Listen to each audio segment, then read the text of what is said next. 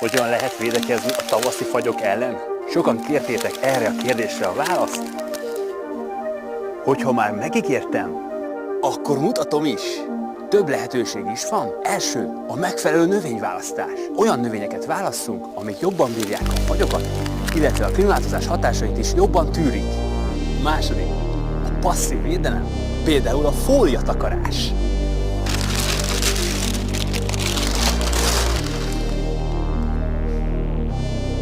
Harmadik, füstölés.